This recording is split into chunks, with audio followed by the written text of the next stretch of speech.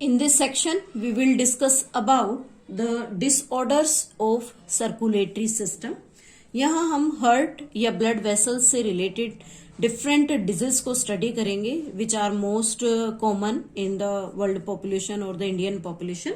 तो सबसे पहले मोस्ट कॉमन डिजीज के बारे में डिस्कशन करते हैं, that is hypertension. So first we are drawing the headings here. Disorders of circulatory system. Circulatory system में कौन कौन से डिफरेंट डिसऑर्डर्स ऑब्जर्व करने के लिए मिलते हैं. और फर्स्ट डिसऑर्डर यहां हम डिस्कस करेंगे हाइपर टेंशन, जिसे हम यहां पर हाई बीपी का नाम भी देते हैं. दिस इज हाइपर टेंशन और it is known as high blood pressure. Generally हम ऑब्जर्व करते हैं कि this is the most common disease. ये जनरल मोस्ट कॉमन डिजीज है जो जनरली हमें हर थर्ड पर्सन के अंदर देखने के लिए मिल जाती है. बेसिकली इस डिजीज में जब हम नॉर्मल ब्लड प्रेशर के बारे में डिस्कशन करते हैं, नॉर्मल ब्लड प्रेशर, तो हम एक वैल्यू मेजर करते हैं नॉर्मल ब्लड प्रेशर के लिए which is 120 to 80 mm of Hg. Mercury scale पर इन वैल्यूज को हमेशा मेजर किया जाता है. तो यहां पर जो 120 है that is the systolic pressure. जब कॉन्ट्रैक्शन होता है तो उसे सिस्टोलिक प्रेशर कहते हैं. And this is the 80 is diastolic pressure. जब कोई specific heart chamber relaxation show करेगा तो उस कंडीशन में नॉर्मल पर्सन के लिए 120 to 80 mm of Hg normal blood pressure को काउंट किया जाता है. लेकिन अगर हाई बीपी की प्रॉब्लम किसी पर्सन को है तो उस हाई बीपी में जो कंडीशन होती है that is greater than 140 mm of Hg.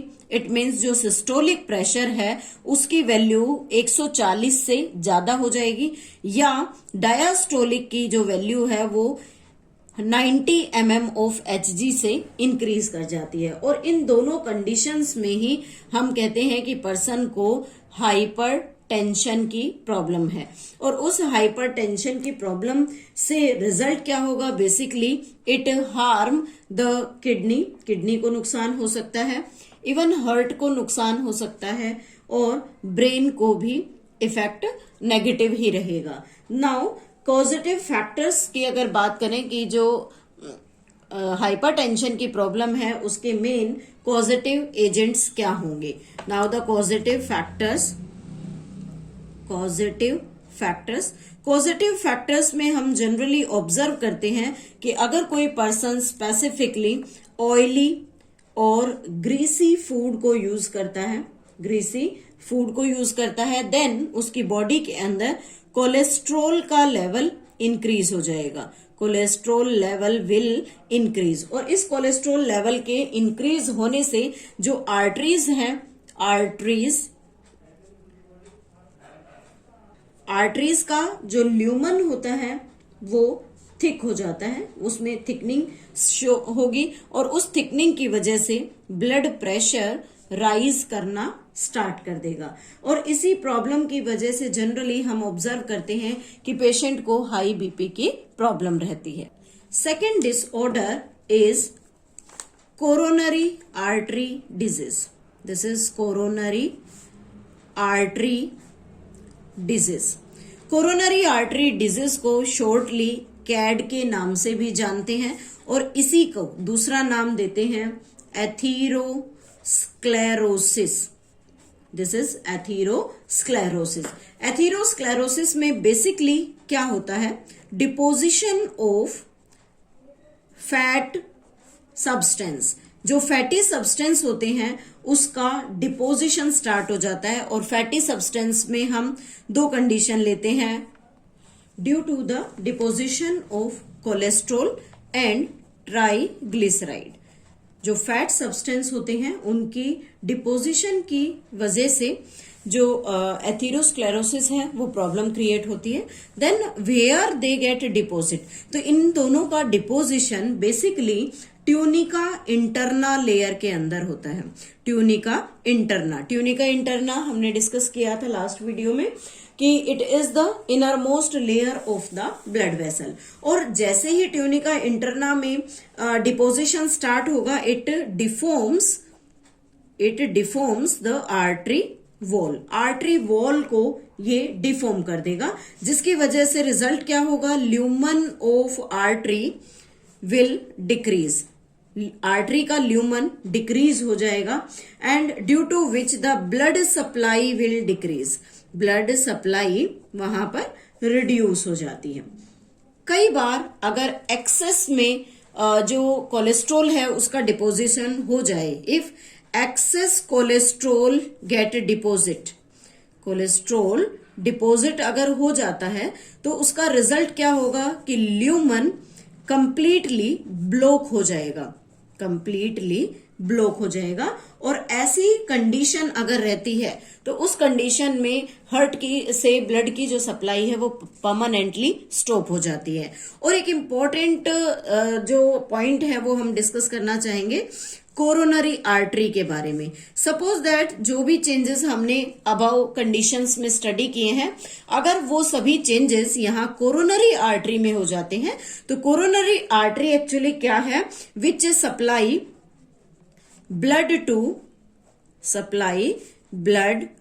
To heart wall, heart की वॉल को जो आर्टरी ब्लड सप्लाई करती है उसे कोरोनरी आर्टरी कहते हैं। और अगर इसी कंडीशन में जो कोरोनरी आर्टरी में ऐसी प्रॉब्लम हो जाती है, then what will happen, blood supply जो है वो हार्ट वॉल को नहीं हो पाएगी, heart wall not receive oxygenated blood, उसे प्रॉपर ऑक्सीजनेटेड ब्लड नहीं मिलेगा, क्योंकि वहां पर जो ब्लॉकेज है वो ब्लॉकेज कोरोनरी आर्टरी के अंदर आ गई है, और उसी की वजह से बेसिकली हार्ट अटैक भी हो सकता है, और हार्ट अटैक के साथ साथ स्ट्रोक्स भी आ सकते हैं, and in this condition the patient will die, generally patient के डाइंग कंडीशंस क्रिएट हो सकती हैं। Next disease is एंजीना।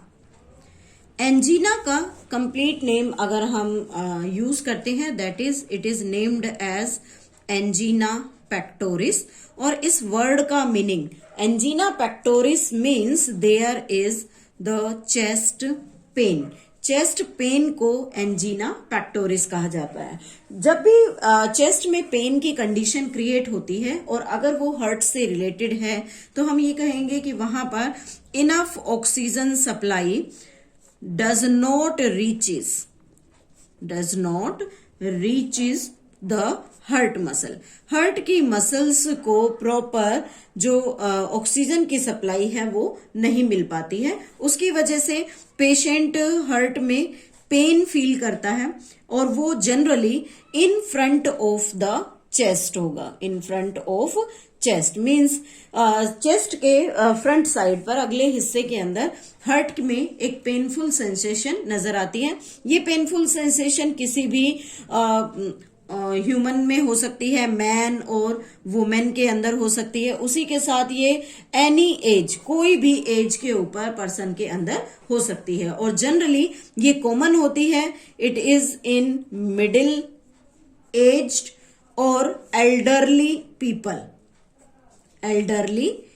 पीपल्स में ये प्रॉब्लम सबसे ज्यादा ऑब्जर्व की जाती है। तो जनरली एंजीना को यहाँ पर बेसिकली चेस्ट पेन से रिलेट किया गया है, कि ऐसा चेस्ट पेन जिसमें हार्ट की मसल्स को प्रॉपर ऑक्सीजन सप्लाई नहीं होती, देन उसके अंदर जो चेस्ट में पेन हमें फील होता है, actually this pain is in the heart muscles.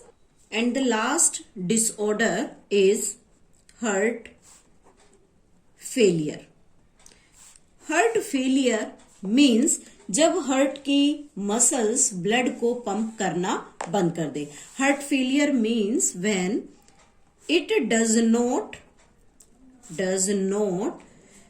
Pump blood effectively, जब हार्ट की मसल्स इफेक्टिवली ब्लड को पंप नहीं करती है, और इफेक्टिवली ब्लड पंप ना करना इट मीन्स हमारी बॉडी की जो नीड्स हैं उनको वो फुलफिल नहीं कर पाता. Then what are the reason behind it's? There may be the congestive heart failure. यहाँ पर कंजेस्टिव हार्ट फेलियर हो सकता है, और ये कंजेस्टिव हार्ट फेलियर किस कारण से है? That is due to the congestion in lungs. अगर लंग्स में कंजेशन है तो लंग्स में कंजेशन होने की वजह से ऑक्सीजन सप्लाई रिस्ट्रिक्ट हो जाती है, और इसी वजह से हार्ट में पेनफुल सेंसेशन होगी, जिसे हम हार्ट कंजेस्टिव हार्ट फेलियर का नाम देते हैं. हार्ट फेलियर जो है वो कार्डियक अरेस्ट से डिफरेंट होता है. तो हम यहाँ कार्डियक अरेस्ट का मीनिंग भी क्लियर करेंगे. What is the meaning of the cardiac arrest? Generally हम बात करते हैं कि कार्डियक अरेस्ट किसी पीपल को हुआ, इट मीन्स हार्ट की जो बीटिंग्स होती हैं वो स्टॉप हो जाती है. हार्ट बीटिंग स्टॉप, और उस हार्ट बीट के स्टॉप होने को यहाँ पर कार्डियक अरेस्ट का नाम देते हैं. उसी के साथ हम एक वर्ड यूज करते हैं, heart attack. Heart attack means when the heart muscles suddenly damaged. Heart की मसल्स जो है वो सडनली डैमेज हो जाती हैं, एंड डैमेज होने का कारण क्या है? Due to inadequate blood supply. क्योंकि हार्ट की मसल्स को प्रॉपर ब्लड सप्लाई नहीं मिल रही थी, इसलिए हार्ट की मसल्स जो है वो वहां डैमेज हो जाती हैं. ऐसी कंडीशन को यहाँ हार्ट अटैक कहते हैं. कार्डियक अरेस्ट में जहां पर हार्ट बीटिंग स्टॉप कर देता है, और हार्ट फेलियर में जब हार्ट प्रॉपरली ब्लड को पंप नहीं कर पाता, इतना ब्लड कि जो हमारी बॉडी की नीड्स को कंप्लीट करे. So this is all about the disorders of the circulatory system, and with this the chapter we have completed the chapter body fluid and circulation.